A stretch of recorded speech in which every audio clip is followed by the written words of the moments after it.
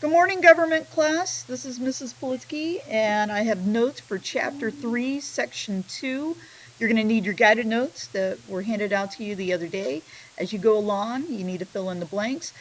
When we finish with the worksheet, there are a few additional notes that we are going to take. So let's begin here. We're going to talk a little bit about the three branches of government and some of the different powers that these branches hold. And under the legislative branch, there's some information here about economic powers.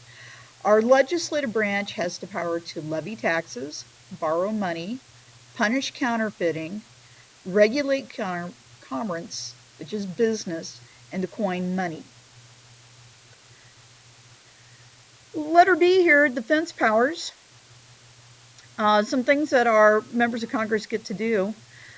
Some people don't realize this, but it is the Congress that gets to have the opportunity to declare war. A president could ask for a declaration of war, and that has happened in our past history. But it is really Congress that gets to take the vote for that. They also get to raise and support the armed forces. In other words, calling for new members of the military, calling for more money. They can call forth militias, that would be your National Guards. They can also punish piracy, meaning not necessarily pirates in the terms of um, Pirates of the Caribbean, but we're talking about piracy as far as copying items or counterfeiting or, in a sense, um, infringing on copyrights. They can provide for a navy, and that might mean calling for building of new ships. They can regulate the armed forces as far as like the criteria to get into the military, and they can organize a militia. So if we need more troops to come forth, maybe through a National Guard unit, they could call for a state to, kind of start a new one. Other powers, letter C for our legislative branch. Some things that they can do, they can naturalize citizens. These are people who have come to the United States legally, who would like to become citizens. They can determine the process of becoming a citizen. That might mean taking a test. They can establish post offices, not only establish, but that also means taking away certain post offices from communities that have lost populations.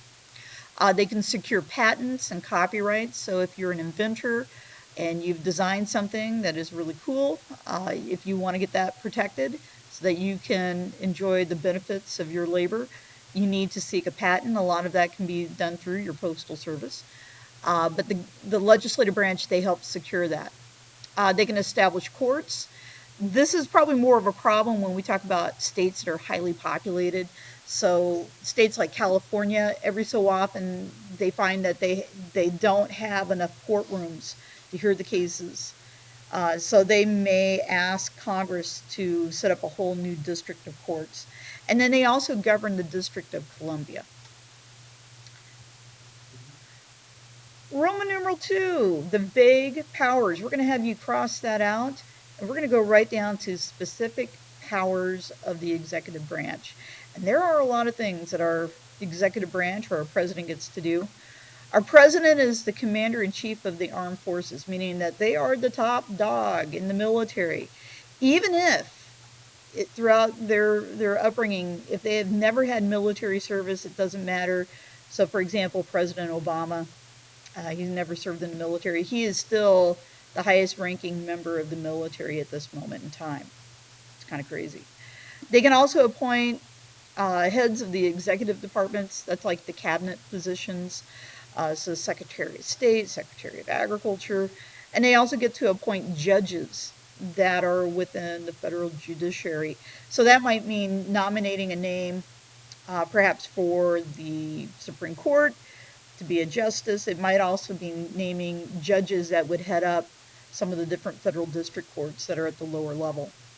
They can pardon people who have been convicted of federal crimes. Probably the most famous pardon in recent years came from Bill Clinton when he pardoned his own brother, who was basically arrested for drug charges, and he ended up pardoning his younger brother to get him off the hook in the dying hours of his presidency.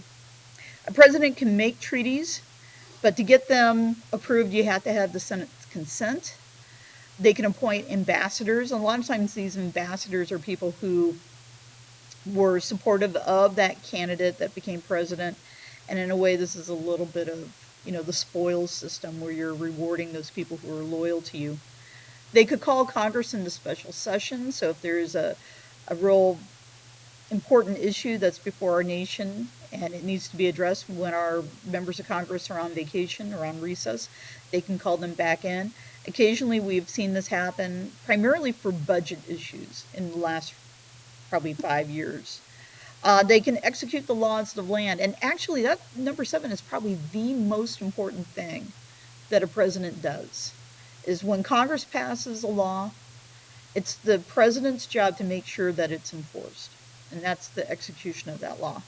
They can commission military officers. So if we have, let's say, an individual who might have graduated from a military academy and they might have the rank of like second lieutenant, they can apply, for a promotion, and it will be the president's determination to see whether or not they are given that opportunity to become, let's say, a first lieutenant or a captain or such.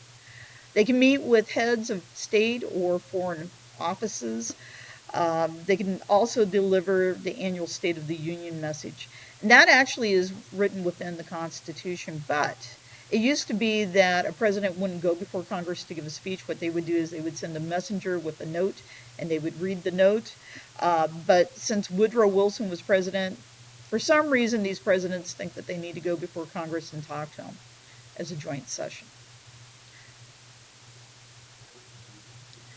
All right, Roman numeral 3, the judicial branch. We're just mentioning the two parts of the judicial branch. There are federal courts and there are state courts. All right, before we close, we've got a few little terms I want to look at. These are terms that go back to your vocab from section 2. I want to talk a little bit about express powers, and these are powers that are stated directly within the Constitution. So if you would read the Constitution and you would find like Article 1 talking about the legislative branch, there may be different sections that speak about certain responsibilities or powers that are within that article for that branch of government. Powers that are enumerated, anytime we talk about anything being enumerated, we're talking about numbers. So these are express powers that are actually numbered. So Article 1, Section 1, or Article 1, Section 8, anything that's got a number behind it, okay, that is what we would call an enumerated power. And then finally, the last concept, the elastic clause. It's kind of why the Constitution has been such a flexible document over the years. The elastic clause, which is kind of found within Article 1, this gives Congress the right to make any law necessary and proper to carry out the powers expressed in other clauses of Article 1. So if our government at a later date would need to imply new laws that might perhaps give them certain authority to do their job, then they would have the right to make those laws. All right. All right, we have one last thing. Lauren, I've been thinking about this for a long time. And I've thought about all the time together. The Walking Dead,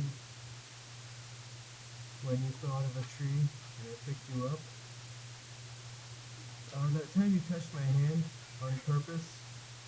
All the free hug coupons I gave you that you're saving for that one day. And all the fun times fishing at the fair and in my dreams. Lauren, will you light up my galaxy and go to prom with me?